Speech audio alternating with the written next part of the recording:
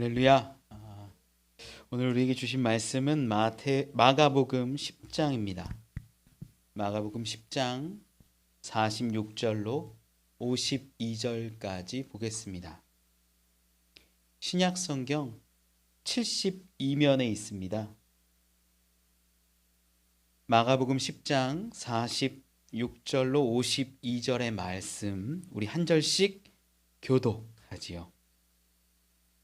그들이 여리고에 이르렀더니 예수께서 제자들과 허다한 무리와 함께 여리고에서 나가실 때에 디메오의 아들인 맹인거지 바디메오가 길가에 앉았다가 나사렛 예수시란 말을 듣고 소리질러 이르되 다윗의 자손 예수여 나를 불쌍히 여기소서 하거늘 많은 사람이 꾸짖어 잠잠하라 하되 그가 더욱 크게 소리질러 이르되 다윗의 자손이여 나를 불쌍히 여기소서 하는지라.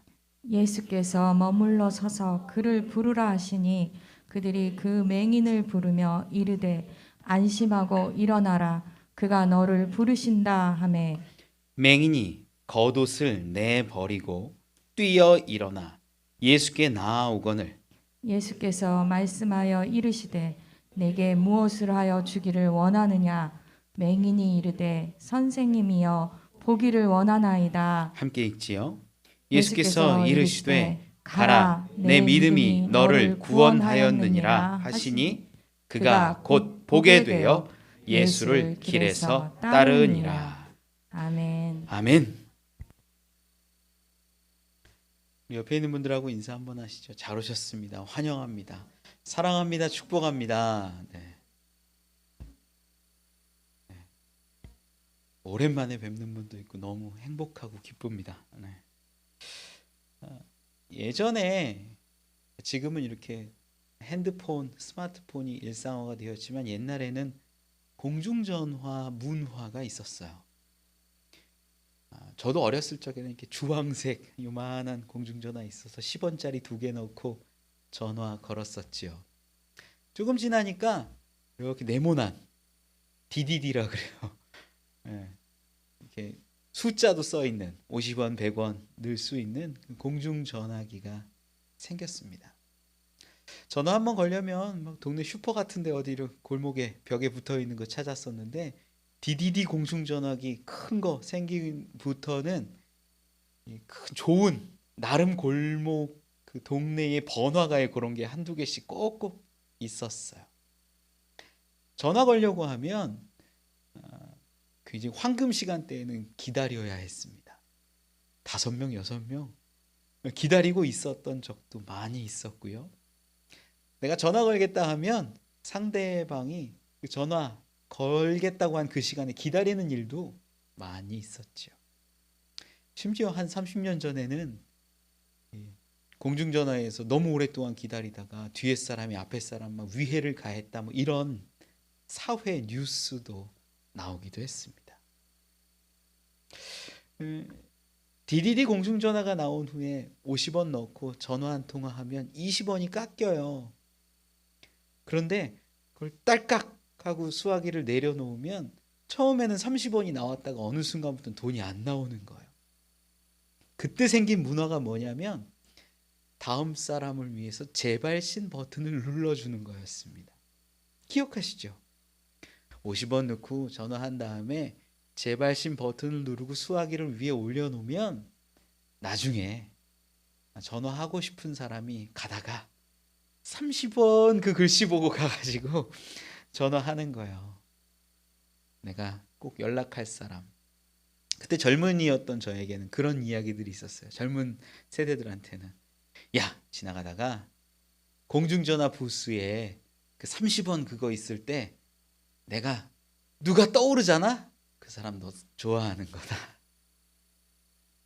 내가 떠올리고 만나고 싶은 사람이 그 30원 글자에 나타난다는 이야기죠. 참 재밌습니다. 예전에 가장 먼저 생각나는 사람이 사랑하는 사람이다. 그런데 지금 중학생들까지도 스마트폰 하나씩 다 들고 있는 이 시점에 여러분 한번 생각해 보세요. 사랑하는 사람들하고 얼마나 자주 전화하고 통화하고 안부 묻고 그 목소리를 듣습니까? 사랑하는데 목소리 잘 듣지 않아요. 예전에는 전화기만 봐도 떠올렸던, 설렜던 그 목소리가, 음성이, 그 사람이 지금 내가 언제든 전화할 수 있는 그 상황이 됐음에도 불구하고 전화 걸지 않아요. 저는 은혜는, 능력은, 기적은 마치 이러한 것 같아요. 우리가 하나님을 찾을 수 있는 기회는 너무나 많이 널렸어요. 방송을 틀면 정말 마음을 후벼 파는 설교가 얼마나 많이 나옵니까? 마음이 뜨거워지는 찬양이 얼마나 많이 흘러나옵니까? 그런데 찬양하지 않아요. 설교 듣지 않아요. 말씀 읽지 않아요. 기도하지 않아요. 우리 주변에 기회는 너무나 많은데 그것들을 하지 않는다라는 거예요. 은혜는요, 기적은요, 체험은요, 공중전화에 있는 것이 아니라, 교회에 있는 것이 아니라 하나님께 나와 부르짖는 가운데, 전화를 누르고 기다리는 가운데, 통화함 가운데 있음을 여러분 믿으시기 바랍니다. 하나님과 우리의 대화, 그걸 기도라고 해요. 여러분 얼마나 자주 기도하십니까? 신앙생활하기 참 좋은 때인데 기도할 수 있고 부르짖을 수 있고 말씀 들을 수 있고 찬양할 수 있는 너무나 많은 시간들이 있는데 우리는 여러 가지 핑계들을 대면서 멈추어 있습니다. 야고보서 4장 2절에 기록합니다. 너희가 얻지 못함은 구하지 아니하기 때문이다. 우리에게 주실, 우리에게 예비하신 은혜와 축복과 기적과 수많은 선물들이 있는데 구하지 않기 때문에, 바라지 않기 때문에, 찾지 않기 때문에, 전화 걸지 않기 때문에 받지 못할 수 있다라는 거예요. 예수님은 분명히 말씀하셨어요. 구해라, 찾아라, 문을 두드려라. 그러면 주신다, 찾아낼 것이다, 문이 열릴 것이다 약속하셨어요. 지금도 많은 사람들이 그저 문가에 서성이고 찾을까 고민하고 문 앞에서 두드리지 않습니다. 저는 여러분들이 찾고 구하고 두드림으로 인하여서 하나님이 예비하신 그 은혜를 맛보는 사람들이 되기를 원합니다. 오늘 본문은요, 이러한 맥락에서 보면 아주 간단하고 쉬워요. 야, 구하면 받는다. 구하면 얻는다. 눈 뜨지 못한 자, 맹인인 자가 간절히 구했더니 보게 되더라. 이런 이야기가 오늘 바디메오라는 사람의 이야기입니다. 길가에 앉아서 구걸하던 맹인 바디메오. 수많은 행렬이 자기 앞을 지나가는 것을 느꼈을 겁니다. 그런데 이 구걸하던 맹인 바디메오가 원하는 건 아마 돈 품게나 좀 얻었으면 하는 바람일지도 몰라요. 구걸하니까, 보이지 않으니까, 아무것도 할 수 없으니까. 그런데 가만히 들려오는 이야기가 지금 지나가시는 분이 예수시란 말을 듣습니다. 그는 그때 예수를 부르지요. 부르는데 그냥 부르는 게 아니에요. 큰 소리로 부르짖으면서, 성경에도 보니까 소리 질렀다라고 기록합니다. 소리 질러서 말합니다. 다윗의 자손 예수여, 나를 불쌍히 여기소서. 마치 야, 내가 예수님 보이지 않는 상황에서 찾아갈 수 없는데, 다른 사람의 도움이 없이 내가 예수님 앞에 갈 수 없는데 재발신 버튼이 딱 눌러져 있고 30원짜리가 앞에 딱 있는 것처럼 예수님이 내 앞에 지금 딱 온 거예요. 이번 기회가 아니면 마지막 기회가 없을 수도 있겠다. 그 부르짖음을 통해서 우리는 간절함이 느껴지지요. 사람들이 꾸짖습니다. 잠잠하라. 이 48절에 나온 많은 사람들이 꾸짖었다라는 이야기만 보더라도 맹인이고 구걸했던 그의 사회적 지위와 신분이 느껴집니다. 아마 홀대받았고 인정받지 못하고 존중받지 못하는 그런 삶을 살았을 거예요. 너 하나 있으면 그만, 없어도 그만인 그런 인생으로 많은 사람들이 여겼을 겁니다. 그런 그가 소리 질러서 부르짖으며 다윗의 자손 예수여, 나를 불쌍히 여기소서. 야, 잠잠해. 그런데 그는 성경에도 기록하죠. 더욱 크게 소리 질러 다윗의 자손이여, 나를 불쌍히 여기소서. 이 다윗의 자손이라고 고백하는 건요, 지나가시는 이 예수님이 메시아일 것을 소망하고 기대하는 그 믿음의 고백일 수 있어요. 정말 예수님이 그를 부릅니다. 사람들이 이야기하죠. 안심하고 일어나라. 그가 너를 부르신다. 예수님 부르신다라는 소식을 듣고 그는 점잖게 일어나서 먼지를 툭툭 털고 예수님 앞에 나아가는 게 아니라 성경에 기록된 대로 그대로 보면 50절 말씀에 맹인이 겉옷을 내버리고 뛰어 일어나 예수께 나아오거늘. 여러분, 보이지 않는 사람이에요. 맹인이에요. 누군가의 도움이 없으면 한 발짝 두 발짝 걷기도 어려워요. 그 당시 겉옷이라는 건 어떤 겁니까? 겉옷이라는 건 재산이었어요. 자기를 보호해주는 마지막 수단이었어요. 그것을 내던지고 예수님께 어디 있는지도 모르는데 추정하면서 달려나갔다라는 겁니다. 이 이야기가 간단하게 우리가 은혜 나누자면, 야, 예수님께 부르짖으면 응답하신다.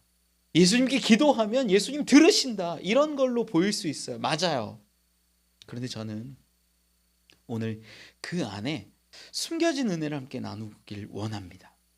어떤 숨겨진 은혜가 있느냐?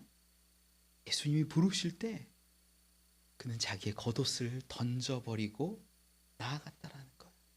그것이 창피함이나 민망함이 아니라 얼마나 큰 기쁨인지를 함께 깨달았으면 좋겠고, 또한 두 번째는 그는 영안이 열려져서 육의 눈도 뜨고 영의 눈을 떠서 그 떠진 눈으로 인하여서 자기가 원하는 삶을 사는 게 아니라 마지막 말씀 가운데 그가 곧 보게 되어 예수를 길에서 따르니 예수님을 쫓는 인생이 되었다라는 것입니다. 우리 말씀을 통해서 깊은 은혜 함께 나누어 보죠. 첫 번째는요, 겉옷을 던지는 결별이 기쁨이라는 것입니다. 맹인에게 이 겉옷은 재산입니다. 이스라엘 사람에게도 마찬가지로 겉옷은 재산이에요. 출애굽한 방랑의 인생을 살아온 이스라엘에게는요, 이 광야의 차가운 바람을 버텨줄 만한 것이 겉옷이었어요. 우리가 지금 입은 것처럼 이런 좋은 부드럽고 편안한 옷이 아니었어요. 마치 이 찬바람을 버티기 위해서 꺼끌꺼끌하고 두껍고 때로는 담요처럼 때로는 침낭처럼 그렇게 사용할 수 있는 것이 이 당시의 겉옷이었습니다. 겉옷을 어떤 걸 입었냐에 따라서 사회적 지위나 신분도 나타나지요. 성경에 보면 이 겉옷을 전당 잡힌다는 말씀도 있어요. 보니까 겉옷은 가난한 사람들에게 마지막 재산이 되기도 했다라는 거예요. 바디메오는 예수님이 부르시자 그때 일어나요. 이 기회는 단 한 번의 기회. 다시 올 수 없는 기회고, 이 기회를 놓치면 결코 예수님 앞에 나설 수 없는 기회일지도 몰라요. 절체절명의 기회, 정말 마지막 기회. 이 기회에 그는 체면을 차리면서 일어나서 먼지를 툭툭 떨고 어디 예수님이 있느냐? 나 좀 가자. 비켜라. 하면서 걸어간 게 아니에요. 기록대로 보면 겉옷을 내버리고 뛰어 일어나 예수께 나아오거늘. 저는 이 바디메오가 일어났을 때의 그 감정, 예수님이 대략 어디쯤 계신 것 같아 라고 추정하면서 막 뛰어가는 그 감정이 느껴졌어요.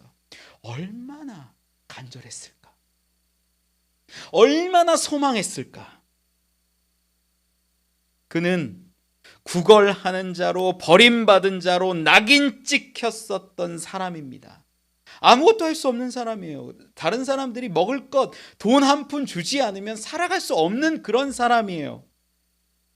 그가 자기를 부르시는 예수님 앞에 겉옷을 던져 버립니다.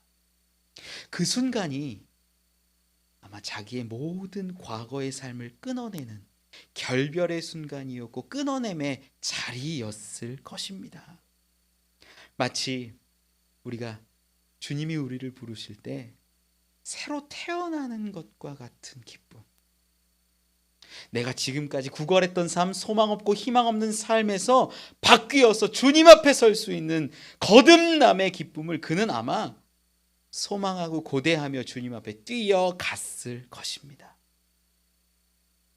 성경은 이 바디메오, 예수님이 바디메오를 부르셔서 그가 예수님 앞에 나왔다라고 기록하지 않아요. 분명하게 겉옷을 내버렸다라고, 그가 뛰어갔다라고 확실하게 기술합니다.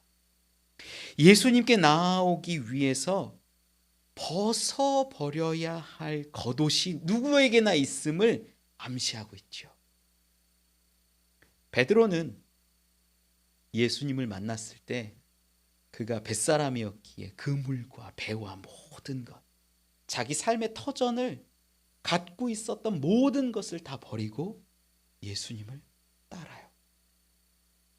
그물과 배가 가족이 어쩌면 그에게는 가치 있고 재산 있고 관계되어 있는 가장 큰 중요한 것들이었을 겁니다. 그런데 그걸 다 버리고 예수님을 따르는 거예요.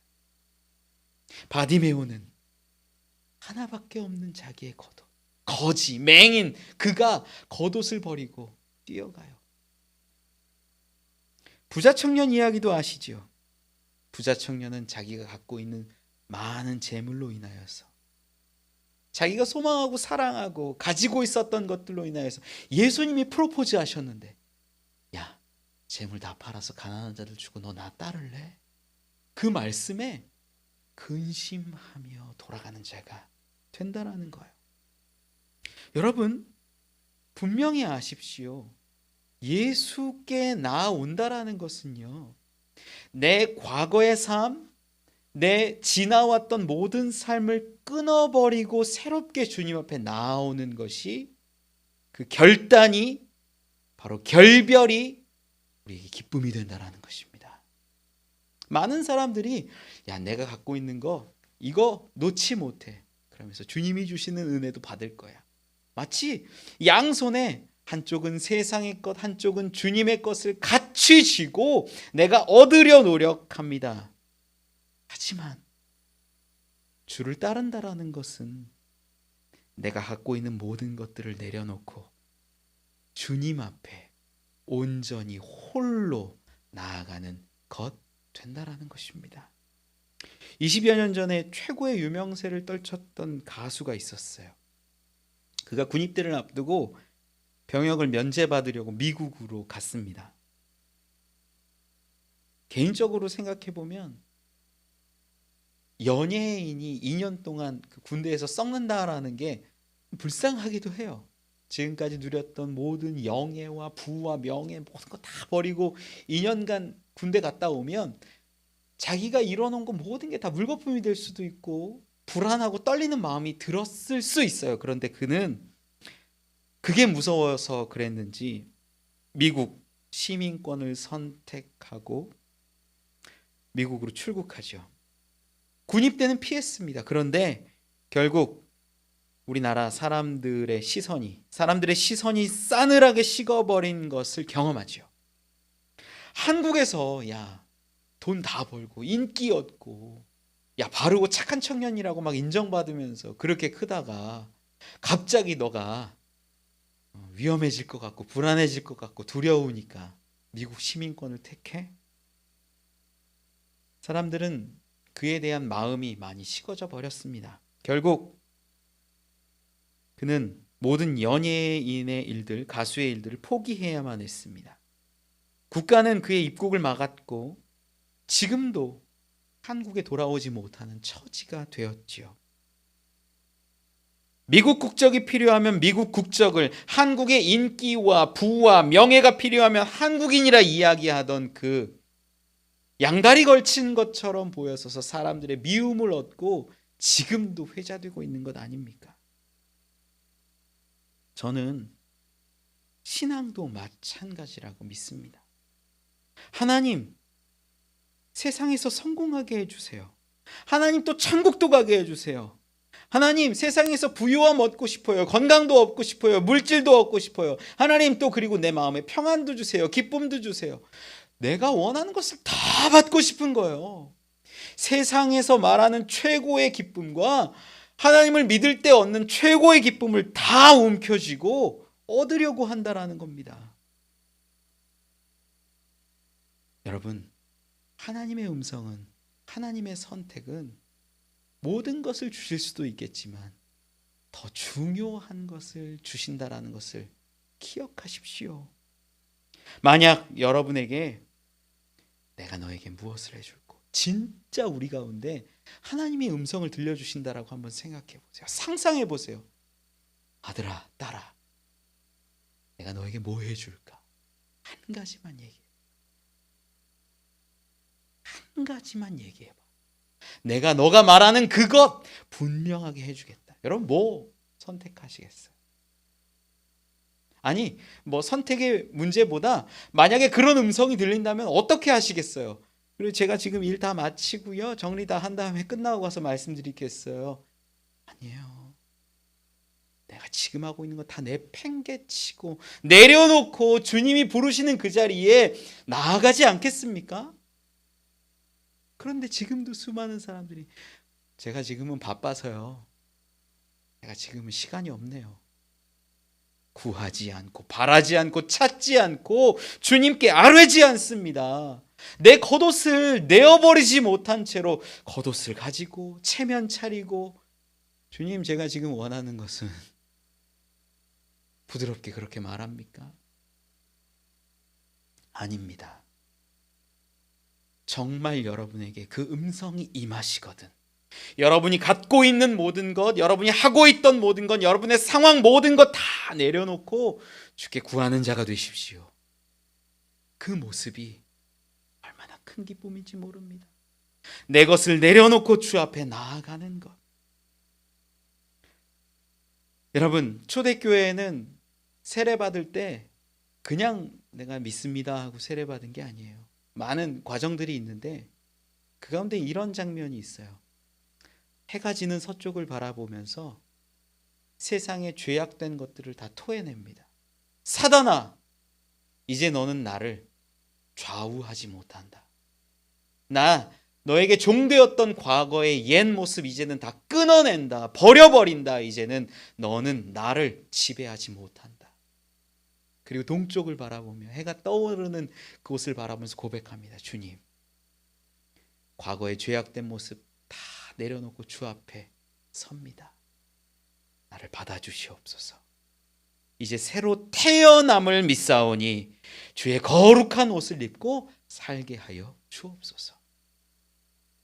여러분, 그 세례의 기쁨이 얼마나 큰지 몰라요. 새 사람이 되려거든, 새 옷을 입으려거든 내가 지금까지 죄악되고 허물어지고 문제 있었던 그 세상에 찌든 옷들을 버려야만 한다라는 거예요.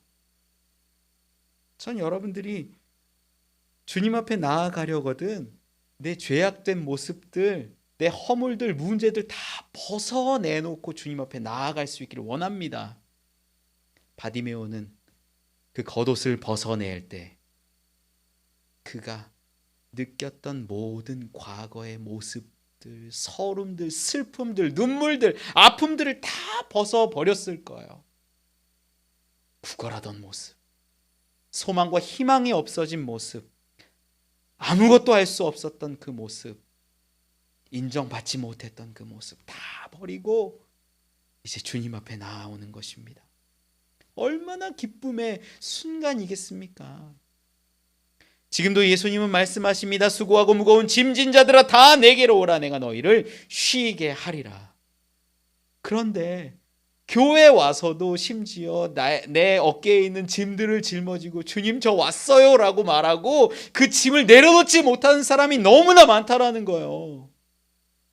여러분, 그 짐을 내려놓을 때 주님이 주시는 놀라운 은혜를 경험합니다.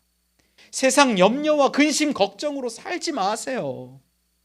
여러분, 그 겉옷을 벗어버리고 주님 앞에 온전히 서세요. 그것이 참 기쁨입니다. 마태복음 13장에 보면 예수님이 천국에 대해서 비유하시면서 그 가치에 대해서 설명하신 장면이 있어요. 44절에 기록하는데 천국은 마치 밭에 감추인 보화와 같으니 사람이 이를 발견한 후 숨겨두고 기뻐하며 돌아가서 자기의 소유를 다 팔아 그 밭을 사느니라. 여러분, 이 밭에 감추어진 보화가 있는데 이 보화를 발견한 거예요. 그러면 내가 가진 모든 것을 팔아서 이 밭을 산다는 이야기죠. 구체적으로 얘기를 해보면요, 이 밭이 쓸모없는 밭이고 내가 부잣집을 살고 있어요. 강남에 막 한 100평 집을 살고 있어요. 쓸모없는 밭, 맹지, 임야 이런 거 있죠. 굉장히 싼 거. 한 평에 막 1,000원짜리. 그거를 사겠다는 거예요. 내 강남 아파트를 팔아서라도. 왜 그래? 뭐가 더 중요한데? 밭이 중요해? 집이 더 중요하지? 사람들의 시선은 말은 그래요. 그런데 이 사람이 그 강남에 있는 가장 비싼 집을 팔고서라도 그 쓸모없는 맹지 땅을, 임야를 살 수 있는 이유가 뭐예요? 그 안에, 그 땅 안에 깊숙한 곳에 보화가 있기 때문이라는 거예요. 예수님 말씀하신 게 그런 의미예요. 돌짝밭일 수도 있어요. 아무 의미 없고 쓸모없는 땅일 수도 있어요. 그것 개간하자면 하지 못할 만큼 어려운 밭일 수도 있어요. 내가 가진 것은 세상적으로 봤을 땐 크고 위대한 것일 수도 있어요. 그런데 그 안에 감추어진 보화가 크고 귀한 것이라면 그것을 아는 자는 내 걸 금매로 팔고서라도 그걸 사는 게 맞다라는 거예요. 저는 여러분들이 쥐고 있는 세상의 것들, 겉옷들, 그것들을 팔아버리고 벗어버리고 우리 주님이 주시는 놀라운 은혜를 발견할 수 있기를 원합니다. 보화 중의 보화가 우리 주 예수 그리스도입니다. 보화 중의 보화가. 여러분, 겉옷을 벗어버릴 수 있습니까? 예수님을 따르는 허다한 무리가 함께 여리고의 성을 나와서 예수님을 쫓아갔지만 그들은 예수님께 구하지 않았어요. 우하고 따라가면서 예수님이 뭐 하시나 구경하기 바빴고 예수님 무슨 얘기하나 듣기에 바빴어요. 그들의 육신의 눈은 떠져 있었지만 그 예수님을 바라볼 때 야, 무슨 일 하시나 보겠다, 육의 눈으로만 그렇게 관찰하고 있었어요. 그런데 육의 눈은 닫혀 있지만 바디메오는 앞을 볼 수 없었지만 희망도 없고 소망도 없는 인생이었지만 그는 저분이 메시아인 것을, 그리스도인 것을 깨달았나 봅니다. 그는 외칩니다. 부르짖습니다. 다윗의 자손이여 날 불쌍히 여기소서. 바디메오는 예수님이 자기의 눈을 뜨게 해주실 것을 믿었어요. 그래서 자기의 겉옷을 벗어버리고 주님 앞에 나온 것입니다. 여러분,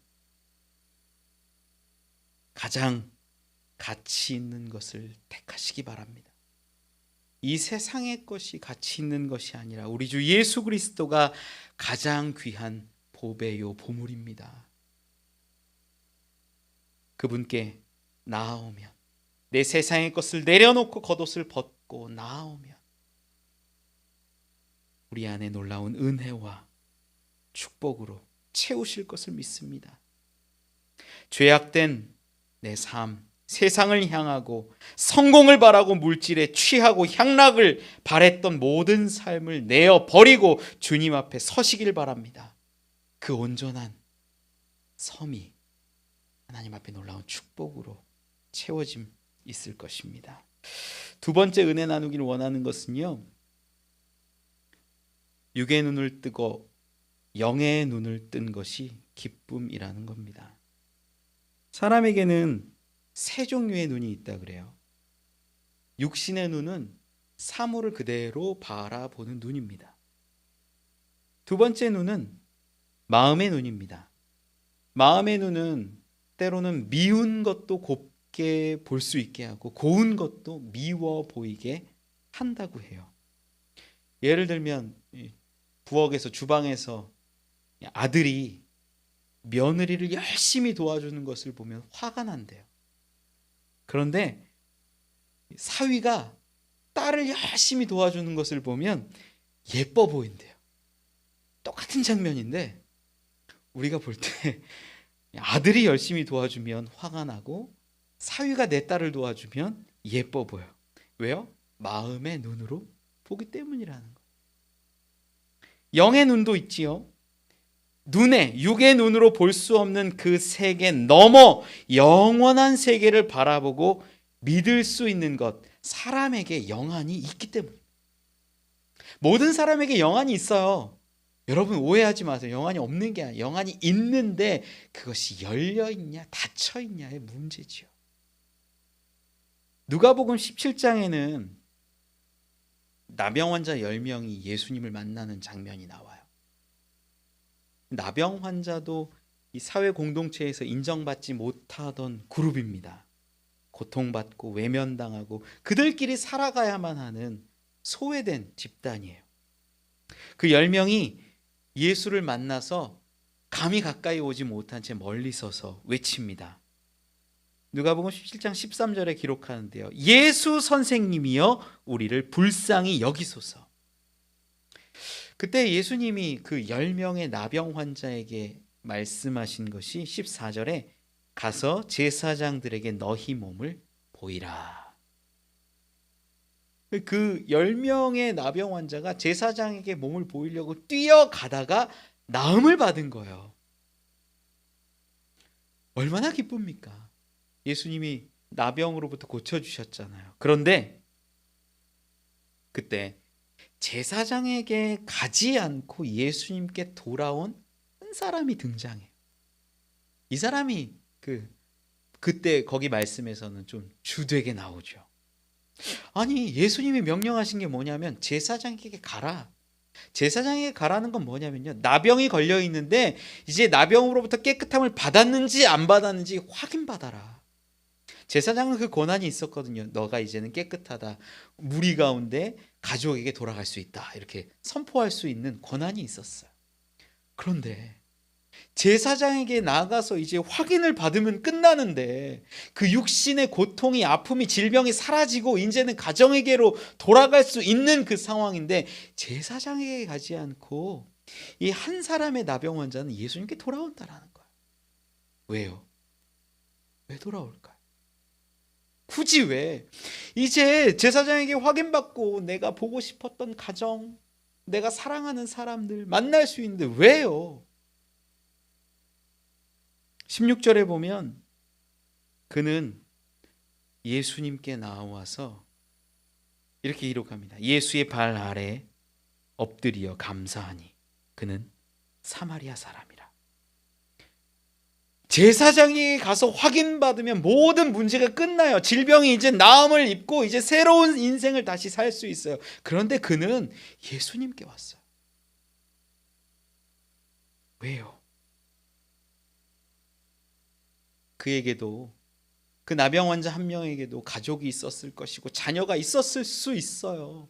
얼마나 만나고 싶었겠습니까? 얼마나 그들을 만져보고 싶었겠습니까? 떨어져 있었기에 마음이 얼마나 상했습니까?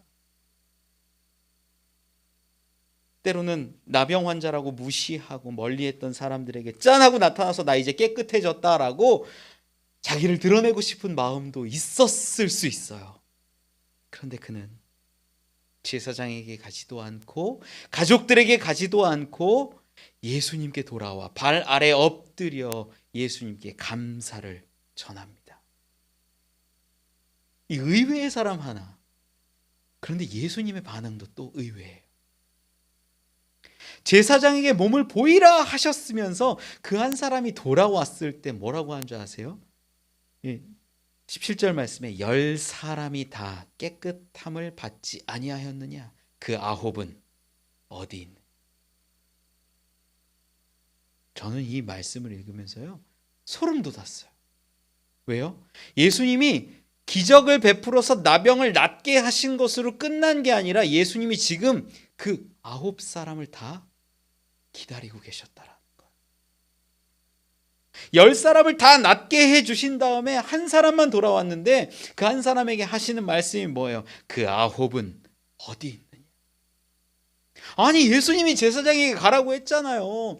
이제 나으면 끝나잖아요. 이제 회복하고 가정으로 집으로 돌아가면 되잖아요. 그런데 예수님이 지금 원하는 게 뭐예요? 그 9은 어디 있느냐? 예수님은 분명 그 9사람도 기다리고 계셨다라는 거죠. 그리고 돌아왔던 그 한 사람, 그 한 사람에게 예수님이 말씀하세요. 일어나 가라. 내 믿음이 너를 구원하였느니라. 저는 나병으로부터 나음을 주시는 분, 육을 고치신 분이 예수 그리스도이신 것을 믿습니다. 또한 나병 환자의 육신의 나음과 동시에 완전한 구원을 이루시려고 준비하시고 예비하시고 그 자리에서 그곳에서 기다리신 분이 우리 주님인 것을 믿습니다. 수많은 사람들이 예수님께 나와서 기적을 원해요. 기적을 주세요. 그런데 그 기적에서 끝나버려요. 너무나 안타까운 거예요. 그 기적 뒤에 구원의 놀라운 은혜가 있음을 여러분은 깨달을 수 있었으면 좋겠어요. 그 단 한 사람, 나온 그 사람만이 구원의 선포를 예수님께 직접 듣지 않습니까? 이 은혜가 얼마나 커요. 바디메오도 마찬가지예요. 주의 능력으로 눈이 떠졌어요. 기적을 경험했어요. 체험했어요. 이런 기적과 능력, 놀라운 능력이죠. 저는 여러분들도 이런 기적과 능력과 이적들을 경험할 수 있기를 원합니다. 그런데 여기서 끝나면 안 돼요. 이게 다가 아니라는 거예요. 9명의 나병 환자는 예수님을요, 선생 예수로 바라봤어요. 선지자 예수 정도, 능력자 예수 정도로만 바라봤어요. 그런데 한 사람은 예수님께 나와 무릎을 꿇고 감사하고 경배했던 그 사람은 예수님을 그리스도로 인정하는 거였어요. 경배받으실 만하고 내가 꿇어 엎드릴 만한 분으로 인정하고 그는 경배하고 예배하는 모습을 보이는 것입니다. 여러분, 몸이 나은 것은 일시적인 은혜예요. 너무 좋은 은혜지만 일시적이에요. 사람이 병 나음 입었지만 또 병 얻고 또 사망의 그 올무를 이겨낼 수가 없어요. 예수님은 이 한 사람에게 구원을 선포하셨어요. 또 이 바디메오에게도 말씀하십니다. 가라, 내 믿음이 너를 구원하였느니라. 여러분, 얼마나 큰 은혜가 바디메오에게 지금 임한 것입니까? 그러자 그는 어떻게 했는 줄 아십니까? 가라, 내 믿음이 너를 구원하였느니라. 그 선포와 함께 51절 마지막에 보니까 그가 곧 보게 되어 예수를 길에서 따르니라. 육신이 낳고 그 다음에 이 9 그 나병 환자처럼 제사장에게 가고 가족에게 돌아가고 자기가 원하는 것들을 하는 게 아니라 지금 이 바디메오 한 사람은요, 예수님을 그 길 가운데서 따르는 주의 제자가 되었다라는 것입니다. 우리 가운데 저는 여러분에게 정말로 기적이 많이 일어났으면 좋겠어요. 하나님의 기사와 능력들이 막 일어났으면 좋겠습니다. 그런데 거기에서 멈추고 거기에서 그치는 것이 아니라 그 안에서 우리 하나님이 역사하시고 돌보시고 우리를 구원하시는 그 놀라운 은혜를 경험할 수 있기를 원합니다. 예수가 선생이 아니라 예수가 구원자요. 예수가 잠깐 몸을 낫게 해주시는 것뿐만 아니라 예수가 우리의 영혼과 모든 것을 살리실 수 있는 분임을 이제는 깨달을 수 있기를 원합니다. 바디메오는 자기 몸이 나은 것을 보고 감사합니다 돌아가면서 나를 욕했던 사람들한테 화내고 혼내고 이제 내가 정말로 바라는 가족들 만나고 그거 안 했어. 그 길에서 예수를 따르는 인생이 되었다라는 겁니다. 저는 이 말씀이요 정말 큰 은혜가 있는 게 그의 눈이 영안이 열린 자였음을 증언한다라는 거예요.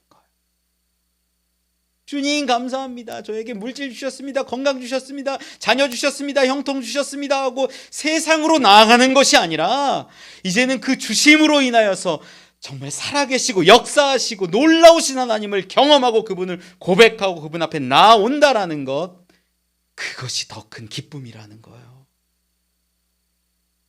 여러분, 기적을 넘어 영안이 열리기를 원합니다.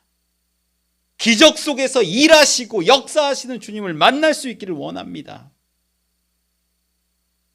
맹인이 보게 되면 하고 싶은 게 얼마나 많겠어요. 나병 환자가 낫게 되면 이루고 싶은 일들, 만나고 싶은 사람들이 얼마나 많겠어요.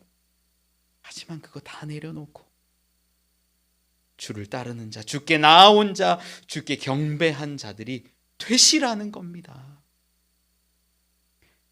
여러분, 여러분의 가정의 문제가 해결되길 원합니다. 자녀의 문제가 해결되길 원하고 건강의 문제가 해결되길 원합니다. 또한 그 수많은 기적과 역사와 능력 속에서 일하시는 예수님이 그리스도 되심을 인정하고 고백하고 선포할 수 있기를 원합니다. 누가복음 14장에는요 잔치 이야기가 하나 나옵니다. 큰 잔치를 벌이고 주인이 사람들을 청하지요. 그때 사람들의 반응이 어떠냐면 누가복음 14장 18절 이하에 기록되어 있는데요. 야, 나는 밭을 샀다. 아무래도 난 밭에 나가야겠다. 못 가겠다. 양해해라. 다른 사람은 이렇게 말합니다. 나는 소 5겨리를 샀음에 시험하러 가야겠다. 야, 난 못 간다. 이해해라. 그리고 또 한 사람은 이렇게 말하죠. 야, 난 장가 들었다. 그러므로 못 가겠다. 여러분, 일반적인 잔치에서는요, 야, 미안하다. 내가 못 가겠다. 이런 말들이 충분히 이해돼요. 받아들여져요. 밭을 샀다면요, 얼마나 고생하고 힘들어서 밭을 샀겠습니까? 집 한 칸 사기도 힘든데 밭을 평생을 일하면서 먹을 것 못 먹고 입을 것 못 입고 샀을 거 아닙니까? 그 밭 나가는 게 그 사람에게는 큰 기쁨이요 자부심이었을 겁니다. 소 5겨리를 산 사람 어땠을까요? 야, 내가 정말 소를 샀는데 이 소가 얼마나 힘이 센지 한번 보고 싶다. 시험도 해보고 싶다. 이렇게 해보고 싶다. 남자분들 지금도요 자동차 한 대 사면요, 야, 자동차 이거 얼마나 성능이 좋냐, 막 쓸고 닦고 뭐 물고 빨고 다 해요. 차가 좋으니까. 장가 든 사람 어떻겠습니까? 야, 나 장가 들었어. 야, 이렇게 좋은 신랑이, 남편이, 아내가 없어. 난 못하겠다. 못 가겠다 잔치. 이 말이 맞아요. 그런데 그 잔치가 일반적인 잔치가 아니라 하나님의 천국 잔치라고 한다면 여러분 어떠시겠습니까? 그 천국 잔치를 깨달을 수 있는 사람이 영안이 열린 사람이라는 거예요. 어디에 더 큰 은혜가 있는지, 어디에 더 큰 능력이 있는지를 깨달아야겠지요. 여러분, 정말 사랑하는 여러분, 저는 여러분들이 잘 되었으면 좋겠어요. 지금도 중보 기도를 하면 힘들고 어렵고 기도 제목들이 막 올라옵니다. 그럼 그때마다 기도해요. 하나님 열어주세요. 하나님 문제 해결해 주세요. 치료해 주세요. 평안 주세요. 두렵지 않게 해주세요. 이겨나가게 해주세요. 제가 꼭 마지막에 기도하는 게, 하나님, 이 수많은 문제들로 인해서 하나님을 경험하게 해주세요. 이 고백을 한다라는 거예요. 여러분, 기적 너무나 중요해요. 우리 살아가는데 필요해요. 그런데 그 기적 너머에 계신 더 중요한, 더 광대하신, 더 위대하신 그 하나님을 경험할 수 있기를 원합니다. 여러분이 지금 바라는 것이 무엇입니까? 사업의 확장입니까? 질병의 고침입니까? 자녀가 돈 많이 벌고 취직되는 것입니까? 건강한 겁니까?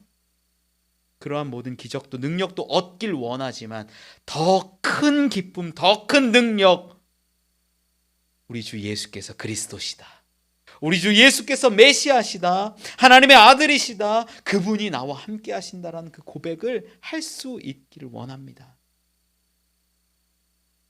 그분의 역사하심을, 그분의 능력을 고백한다면 주의 제자로 살아가게 될 줄 믿습니다. 말씀을 맺습니다. 저는 지금 이 자리가요, 이 예배의 자리가 마치 우리가 바쁘게 살아가다가 공중전화에 30원 딱 써 있어서 들어온 자리인 것 같기도 해요.